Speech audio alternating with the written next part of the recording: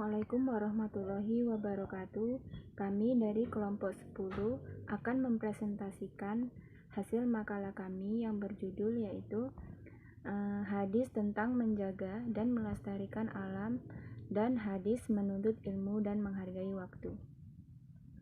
Baiklah, saya Sulasi akan menjelaskan bagian hadis tentang menjaga dan melestarikan alam. Yang pertama yaitu penanaman pohon dan penghijauan. Salah satu konsep pelestarian lingkungan dalam Islam adalah perhatian akan penghijauan dengan cara menanam dan bertani. Nabi Muhammad SAW menggolongkan orang-orang yang menanam pohon sebagai sedekah. Hal ini diungkapkan secara tegas dalam hadis Rasulullah SAW yang berbunyi, Qala Rasulullahi ma min maslimi yaghsiru qarsan aw yazra'u zar'an fayakulu minhu tayrun aw insanu aw bahi mata illa kana lahu bihi shadaqah, yang artinya Rasulullah SAW bersabda, tidaklah seorang muslim menanam tanaman, kemudian tanaman itu dimakan oleh burung, manusia ataupun hewan, kecuali baginya dengan tanaman itu adalah sedekah. Hadis riwayat Al-Bukhari dan Muslim. Pada surat Al-An'am ayat 99 Allah berfirman yang artinya yaitu, dan dialah yang menurunkan air hujan dari langit, lalu kami tumbuhkan dengan air itu segala macam tumbuh-tumbuhan, maka kami keluarkan dari tumbuh-tumbuhan itu tanaman yang menghijau. Kami keluarkan dari tanaman yang menghijau itu butir yang banyak, dan dari mayang kurma mengurai tangkai-tangkai yang menjulai, dan kebun-kebun anggur, dan kami keluarkan pula zaitun dan delima yang serupa, dan yang tidak serupa. Perhatikanlah buahnya di waktu pohonnya berbuah, dan perhatikan pula lah kematangannya. Sesungguhnya pada yang demikian itu ada tanda-tanda kekuasaan Allah bagi orang-orang yang beriman. Ada dua pertimbangan yang mendasari dari upaya penghijauan ini, yaitu yang pertama, pertimbangan manfaat sebagaimana disebutkan dalam Quran surat Abasa ayat 24-32, yang artinya, maka hendaklah manusia itu memperhatikan makanannya. Sesungguhnya kami benar-benar telah mencurahkan air dari langit, kemudian kami belah bumi dengan sebaik-baiknya, lalu kami tumbuhkan biji-bijian di bumi itu, anggur dan sayur-sayuran, zaitun dan pohon kurma, kebun-kebun yang lebat dan buah-buahan serta rumput-rumputan untuk kesenanganmu dan untuk binatang-binatang ternakmu. Yang kedua yaitu pertimbangan keindahan, sebagaimana disebutkan dalam Quran surat Al-Namal ayat 27, yang artinya, atau siapakah yang telah menciptakan langit dan bumi dan yang menurunkan air untukmu dari langit, lalu kami tumbuhkan dengan air itu kebun-kebun yang berpemandangan indah yang kamu sekali-kali tidak mampu menumbuhkan pohon-pohonnya. Apakah di samping Allah ada Tuhan yang lain? Bahkan sebenarnya mereka adalah orang-orang yang menyimpang dari kebenaran. Maka lihatlah pada ungkapan ini, kebun-kebun yang sangat indah, itu yang berarti menyejukkan jiwa, mata dan hati ketika memandangnya. Imam Al-Qutubi mengatakan di dalam tafsirnya, bertani bagian dari fardu kifayah, maka pemerintah harus menganjurkan manusia untuk melakukannya. Salah satu bentuk usaha itu adalah dengan menanam pohon. Hadis yang kedua yaitu menghidupkan lahan mati. Lahan mati berarti tanah tidak bertuan, tidak berair, tidak diisi bangunan, dan tidak dimanfaatkan. Allah SWT telah menjelaskan dalam Quran surat Yasin ayat 36 yang berbunyi, wa ayata lahumul ardul maitata ahyainaha wa ahrajna minha habba faminhu ya'kulun. Artinya, dan sesuatu tanah atau kekuasaan Allah yang besar bagi mereka adalah bumi yang mati. Kami hidupkan bumi itu dan kami keluarkan daripadanya biji-bijian, maka daripadanya mereka makan. Di ayat lain, tepatnya Quran surat Al-Hajj ayat 5-6, Allah Subhanahu wa taala berfirman yang artinya, dan kamu lihat bumi ini kering, kemudian apabila kami telah menurunkan air di atasnya, hiduplah bumi itu dan suburlah dan menumbuhkan berbagai macam tumbuh-tumbuhan yang indah. Yang demikian itu karena sesungguhnya Allah dialah yang hak dan sesungguhnya dialah yang menghidupkan segala yang mati dan sesungguhnya Allah Maha Kuasa atas segala sesuatu. Kematian sebuah tanah akan terjadi kalau tanah itu ditinggalkan dan tidak ditanami. Tidak ada bangunan serta peradaban, kecuali kalau kemudian tumbuh di dalamnya pepohonan. Tanah dikategorikan hidup apabila di dalamnya terdapat air dan permukiman sebagai tempat tinggal. Menghidupkan lahan mati adalah ungkapan dalam khazanah keilmuan yang diambil dari pernyataan Nabi SAW dalam bagian matan hadis, yakni man ahya ardo mayyita fahiya lahu, yang artinya barang siapa yang menghidupkan tanah lahan mati maka ia menjadi miliknya. Dalam hadis ini Nabi Muhammad SAW menegaskan bahwa status kepemilikan bagi tanah yang kosong adalah bagi mereka yang menghidupkannya, sebagai motivasi dan anjuran bagi mereka yang telah menghidupkannya. Menghidupkan lahan mati, usaha ini dikategorikan sebagai suatu keutamaan yang dianjurkan Islam serta dijanjikan bagi yang mengupayakannya. Pahala yang amat besar karena usaha ini adalah dikategorikan usaha pengembangan pertanian dan menambah sumber-sumber produksi. Sedangkan bagi siapa saja yang berusaha untuk dan menambah sumber-sumber produksi dan merusak usaha seperti ini dengan cara menebang pohon, akan dicelupkan kepalanya di dalam neraka.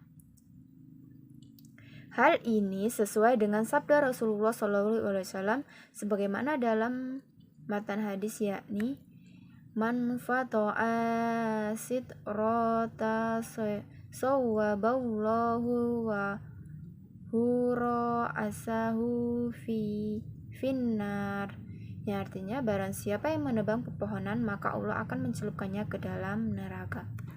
Maksud hadis di atas dijelaskan kemudian oleh Abu Daud setelah meriwayatkan hadis tersebut, yaitu kepada orang yang memotong pepohonan secara sia-sia sepanjang jalan, tempat para musafir dan hewan berteduh. Ancaman keras tersebut secara eksplisit merupakan ikhtiar untuk menjaga kelestarian pohon karena keberadaan pepohonan tersebut banyak memberi manfaat bagi lingkungan sekitar, kecuali jika penebangan itu dilakukan dengan pertimbangan cermat atau menanam pepohonan baru dan menyiramnya agar bisa menggantikan fungsi pohon yang ditebang itu. Materi selanjutnya akan dijelaskan oleh rekan saya, yaitu Fenty. Baiklah, saya akan melanjutkan materi yang ketiga, yaitu menghindari kerusakan dan menjaga keseimbangan alam. Salah satu tuntunan terpenting Islam dalam hubungannya dengan lingkungan ialah bagaimana menjaga keseimbangan alam, lingkungan, dan habitat yang ada tanpa merusaknya. Karena tidak diragukan lagi bahwa Allah menciptakan segala sesuatu di alam ini dengan perhitungan tertentu. Seperti dalam firman-Nya dalam Quran surah Al-Mulk ayat 67 yang artinya, Allah yang telah menciptakan 7 langit berlapis-lapis, kamu sekali-kali tidak melihat pada ciptaan Tuhan yang Maha Pemurah sesuatu yang tidak seimbang. Maka lihatlah berulang-ulang, adakah kamu lihat sesuatu yang tidak seimbang? Inilah prinsip yang senantiasa diharapkan dari manusia, yakni sikap adil dan moderat dalam konteks keseimbangan lingkungan. Tidak hiperbolis ataupun meremehkan, sebab ketika manusia sudah bersikap hiperbolis atau meremehkan, ia cenderung menyimpang, lalai serta merusak. Hiperbolis ini di sini maksudnya adalah berlebih-lebihan dan melewati batas kewajaran. Sementara meremehkan maksudnya ialah lalai serta mengecilkan makna yang ada. Keduanya merupakan sikap yang tercela, sedangkan sikap adil dan moderat adalah sikap terpuji. Sikap adil, moderat, di tengah-tengah dan seimbang, seperti inilah yang diharapkan dari manusia yang menyikapi setiap persoalan, baik itu berbentuk materi maupun inmateri. Persoalan-persoalan lingkungan dan persoalan umat manusia, serta persoalan hidup seluruhnya keseimbangan yang diciptakan Allah Subhanahu wa Ta'ala dalam suatu lingkungan hidup akan terus berlangsung dan baru akan terganggu jika terjadi sesuatu keadaan luar biasa, seperti gempa tektonik, gempa yang disebabkan terjadinya pergeseran kerak bumi. Tetapi menurut Al-Quran, kebanyakan bencana di planet bumi disebabkan oleh ulah perbuatan manusia yang tidak bertanggung jawab. Firman Allah yang menandaskan hal tersebut adalah Quran Surat Ar-Rum ayat 30 sebagai berikut, yang artinya, telah nampak kerusakan di darat dan di laut disebabkan karena perbuatan tangan manusia, supaya Allah merasakan kepada mereka sebagian dari akibat perbuatan mereka, agar mereka kembali ke jalan yang benar. Selanjutnya Allah berfirman dalam Quran Surah Al-Imran ayat 3, yang artinya, azab yang demikian itu adalah disebabkan perbuatan tangan manusia sendiri, dan bahwasanya Allah sekali-kali tidak menganiaya hambanya. Di abad ini, campur tangan umat manusia terhadap lingkungan cenderung meningkat, dan terlihat semakin meningkat lagi terutama pada beberapa dasawarsa terakhir ini. Tindakan-tindakan mereka tersebut merusak keseimbangan lingkungan, serta keseimbangan interaksi antar elemen-elemennya.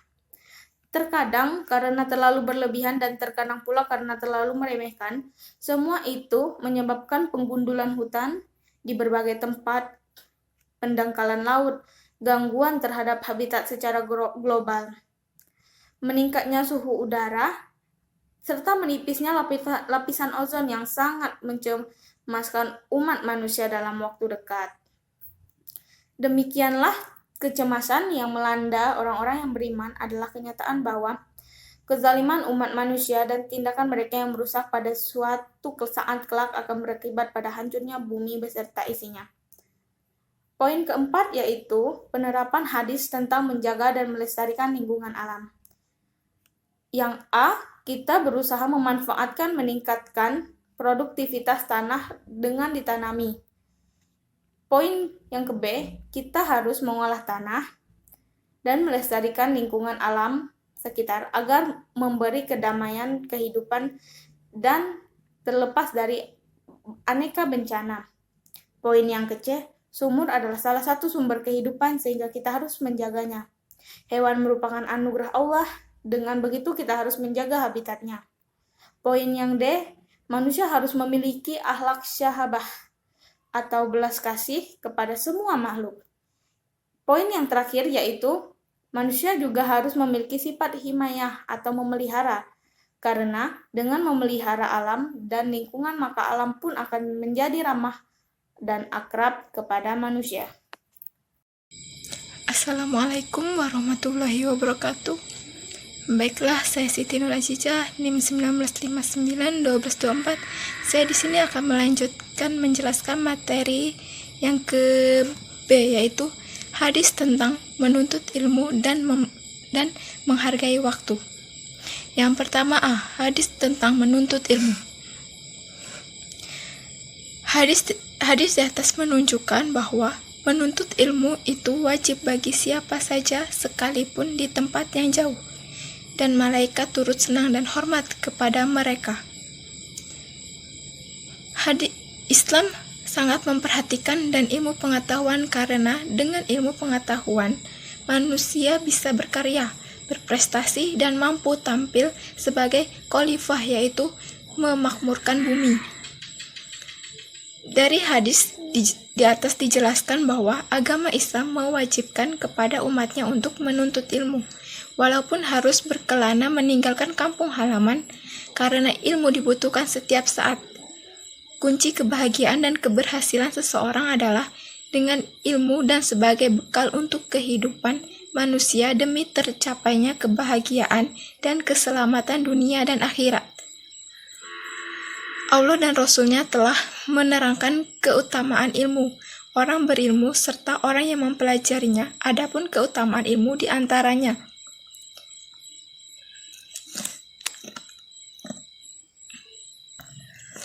Yang pertama, Allah akan mengangkat derajat orang berilmu. Yang kedua, ilmu didahulukan sebelum amal. Yang ketiga, ilmu adalah warisan para nabi. Yang keempat, Allah menginginkan kebaikan bagi seorang yang berilmu. Dan yang terakhir yaitu, ilmu adalah jalan menuju surga. Adapun manfaat menuntut ilmu antara lain sebagai berikut. Orang yang mencari ilmu mendapatkan pahala seperti orang yang berjihad di jalan Allah. Hal ini berdasarkan hadis Rasulullah. Dari Anas radhiyallahu anhu, Rasulullah SAW bersabda, orang yang keluar mencari ilmu, maka ia berada di jalan Allah hingga ia kembali ke rumahnya. Hadis riwayat Tirmizi. B. Orang yang menuntut ilmu akan mendapatkan kebaikan yang berlipat ganda. Orang yang menuntut ilmu diumpamakan lebih baik derajatnya daripada orang yang melakukan sholat terus 100 rakaat. Hal ini sesuai dengan sabda Rasulullah SAW berikut.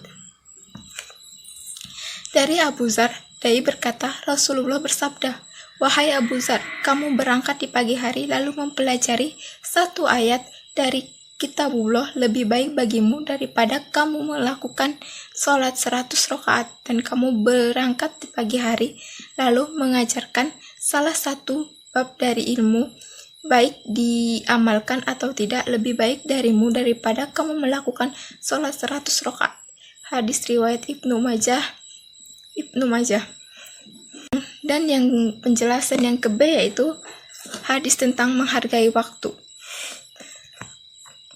5 hal yang bisa diambil dari hadis ini merupakan inti misi dan visi hidup manusia, karena kunci kesuksesan itu terletak pada bagaimana kita mempergunakan waktu dengan sebaik-baiknya.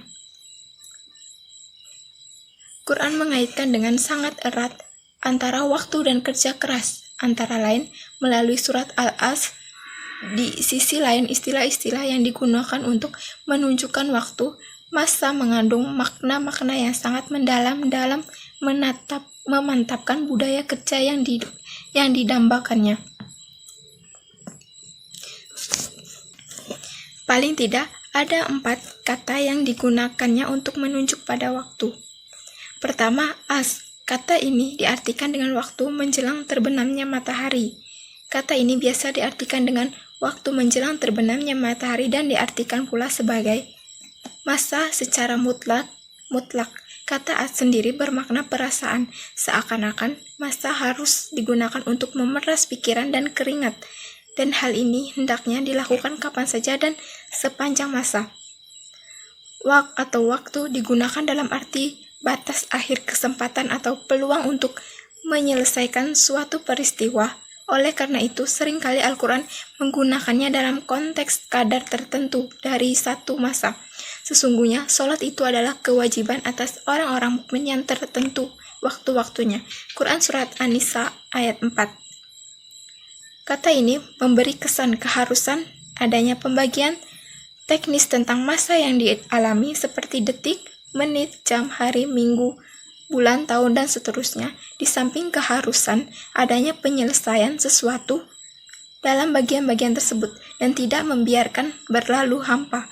Rezeki yang tidak diperoleh hari ini masih dapat diharapkan perolehnya lebih banyak esok hari. Tetapi waktu yang berlalu hari ini tidak mungkin kembali esok. Mungkin hanya itu yang bisa saya jelaskan, kurang dan lebihnya saya mohon maaf. Sekian, terima kasih. Wassalamualaikum warahmatullahi wabarakatuh.